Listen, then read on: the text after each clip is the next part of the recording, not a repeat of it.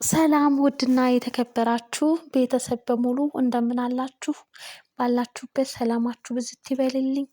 ለዚህ ቻናል አዲስ የሆናችሁ ቻናሉን ሰብስክራይብ በማድረግ ቤተሰብ ይሁኑ። ነባሮች ላይክ እና ሼር እያደረጋችሁ አበረታቱኝ።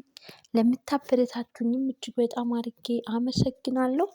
አደራ ድራማ በክፍል 19 የሚገራርሙ ነገሮችን ተመልክተናል ማለት ነው። አልማዝ እንግዲህ ሞታለች ተብሎ ቤተሰብ በሙሉ እጅጉን በጣም ምን ማድረግ እንዳለባቸው ሲረበሹም ተመልክተናል። በሩም እንግዲህ በኃይል ተንኳኳ። ብሌንና የብሌን አሳዳጊ እናት ተያይዘው ነበር ወደ እነ ሰላምዬ ቤት የተከሰቱት።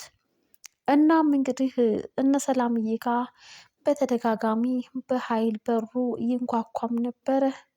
እናም እንግዲህ ወይዘሮ አልማዝም ሞታለች ተብሎ ሳሎን እንግዲህ በአንሶላ ተጠቅላ ራቅ አድርገን እንግዲህ ወስደን መቅበር አለብን እያለም እንግዲህ በኃይሉ ይህንን ውሳኔና ሀሳብም አቅርቦላቸው ነበር።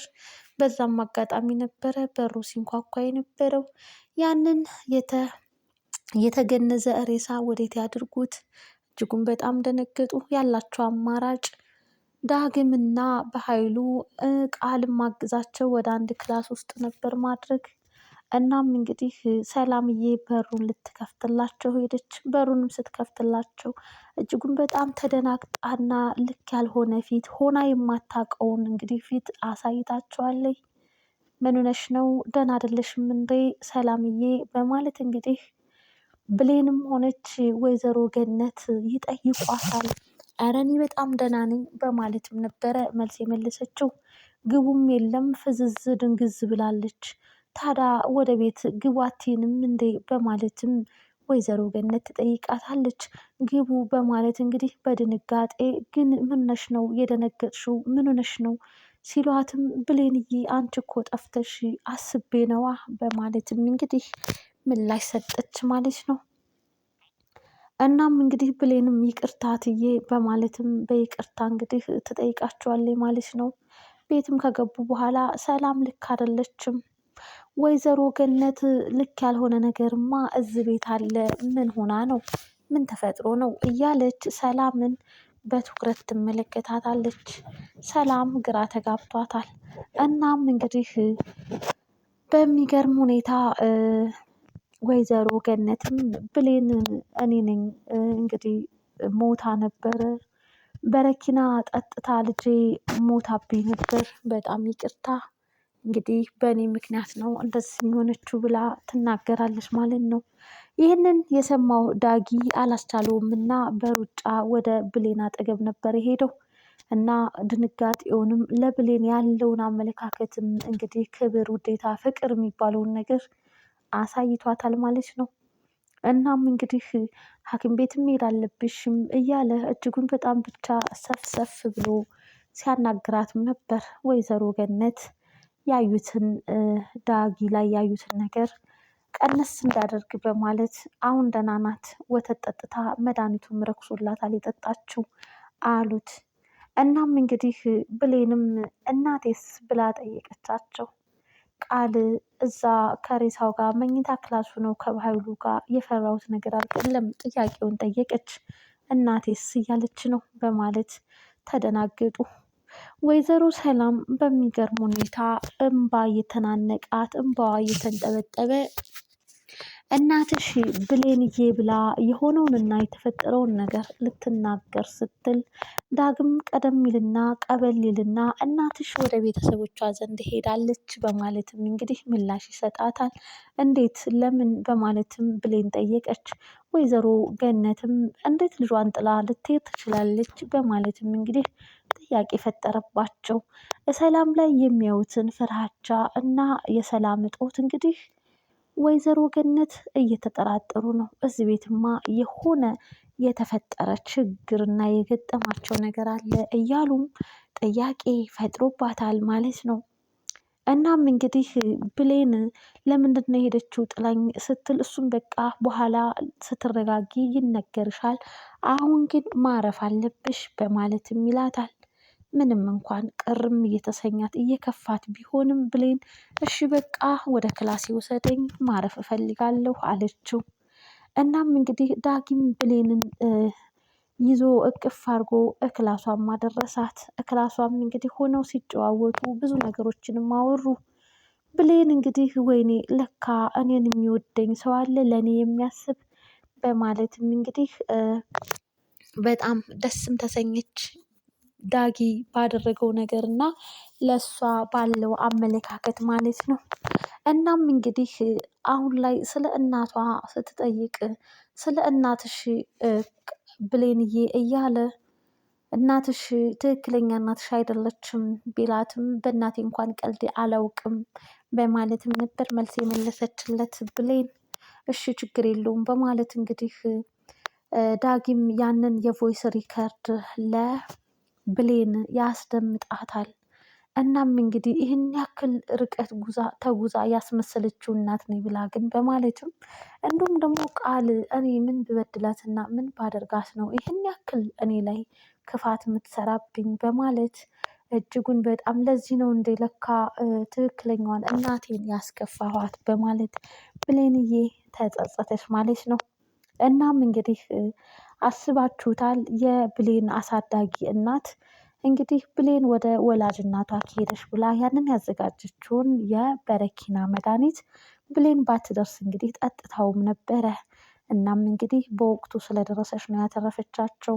ይህ ሁሉ በአልማዝ ምክንያት ነው። አልማዝ እንግዲህ እናት ነኝ ብላ ባትመጣ ኖሮ ይህ ነገር አይፈጠርም ነበር። የሰውም ሕይወት ሊቀጠፍም እንግዲህ ነበር ማለት ነው።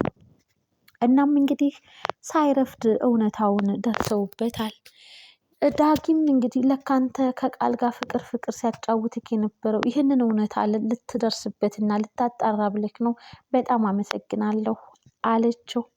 እናም እንግዲህ ወይዘሮ አስቴር ሰላምዬን በሉ ደህና ሁኑ እንግዲህ አደራ ብሌንን አደራ ለአንቺ አደራ ሰጥቼሽ ነው የሚሄደው በማለትም ነበረ ተነስታ ልትሄድ ስትል የአልማዝን የእርገንዶ ጫማ ታየዋለች መሬት ላይ። ይህ ጫማ የአልማዝ ነው እንዴት በማለትም ጥያቄ ጠየቀችው። ኧረ ይሄ የኔ ነው እና ታዲያ እኔ የእሷን አይነት ጫማ ተመሳስሎብሽ ነው እኔ መግዛት አልችልም ማለት ነው እያለች ሰላም ነገራቶችን ለማጠፋፋት ሞከረች። እንግዲህ ወይዘሮ ገነትም ችግር የለውም እስኪ ቆይ ስለ አልማዝ እህቷን ደውዬ እጠይቃለሁም ብላ ነበር። ቤትም ከደረሰች በኋላ እህቷን ደውላ ጠይቃ አልማዝ ወደ እነሱ እንዳልመጣች በስልክ ንግግርም ምላሽ ተሰጥቷታል ማለት ነው። እናም እንግዲህ ሰላሟን የነሳት ሰላምዬ እንቅልፍ መተኛት ሁሉ እስኪነሳት ነበር አልማዝ በህልሟ እየመጣችባት። እናም እንግዲህ ወደ ብሌን ክላስ በመሄድም እንግዲህ ከብሌን ጋር ሲያወሩም ሲጫወቱም ነበር። አብሬሽ ልተኛም ብላ አስፈቀደቻት። አንድ ላይም አብረው ተኝተዋል። ብሌንዬ በዛ መሀል ቃል እንግዲህ የሰላም ልጅ እንዳልሆነችና ለሀብትና ለንብረት ብላ እንደመጣች እዛ ቤት እንዲሁም ሰላምን መግደልና ልጅ ነኝ ብላ የሰላምን ሀብት ንብረት በራሷ ስም እንደምታደርግ ለጓደኛዋ የሆነ ታይም ላይ ስትናገር ነበረ። ያንን አስታውሳ እንደው ትክክለኛ ልጅሽ ግን የት ይሆን ያለችው እያለች ብሌን በሀሳብና በጥያቄ ውስጥ ዓለም ውስጥ ትገኛለች ማለት ነው። እንግዲህ እናትና ልጅ ናቸው ብሌንና ሰላምዬ፣ ነገር ግን አይተዋወቁም። በኃይሉ እንግዲህ ሰላምና ብሌን አንድ ላይ ተኝተው በበር ይመለከታቸዋል። እኔ እናንተን እለያያለሁ ብዬ ጭራሽ እናንተ አንድ ላይ ገጥማችሁ ተኝታችኋል። የምፈልገውን ነገር ብቻ ላድርግ እስከ ወዳኛው ዓለም አብሬ ነው አያይዤ የምልካችሁ እያለ በቅናት ጭርጭርም እያለ ተመልክተነዋል።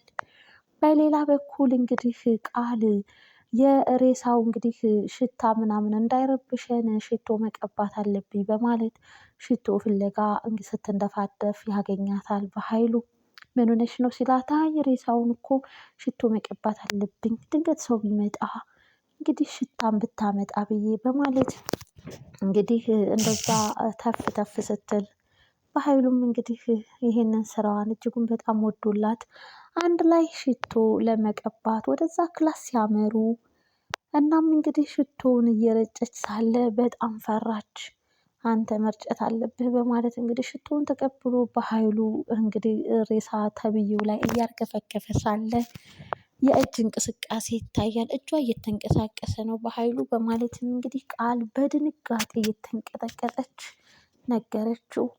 እናም ያ ከተጠቀለለ አንሶላ ውስጥ እንግዲህ አልማዝ ራሷን ብድግ አድርጋ ነቅታለች እና ሞት ሳይሆን ለካ አልማዝ ራሷን ስታ ነበረ። አሁን ላይ እንግዲህ ወደ ራሷ ተመልሳለች። ይህንን ያዩት በኃይሉና ቃል እጅጉን በጣም ደንግጠዋል። በኃይሉ ነገራቶችን እያመቻቸ ነው፣ ሰላምን ዘብጥያ ለማውረድ። እናም አሁን አልማዝን እዛው አፍኖ ይጨርሳት ይሆን ወይንስ ምንስ ያደርጋት ይሆን? እናም ምስጢራቸውን ዳጊ ሁሉን ነገር ስላወጣባቸው ከዚህ በኋላ ምን ይሆን አላማቸው? አልማዝን ሞትን በዛው የሞት መንገድ እንጀምራለች እና ይጨርሳት ይሆን በኃይሉ ወይንስ ሌላ አዲስ ነገር ያመጣ ይሆን? ውድና የተከበራችሁ አድማጭ ተመልካች ቤተሰብ ለዚህ ቻናል አዲስ ሲሆናችሁ ቻናሉን ላይክ እና ሼር በማድረግ አበረታቱኝ ማለት ነው። የበኃይሉ ውሳኔ ምንስ ሲሆን በአልማዝ ላይ? አድማጭ ተመልካች ሁላችሁም ሀሳብ አስተያየታችሁን በኮመንት አጋሩን። በቀጣይ ክፍል እስክንገናኝ ድረስ ባላችሁበት ሰላማችሁ ብዝት ይበልልኝ። ባይ ባይ።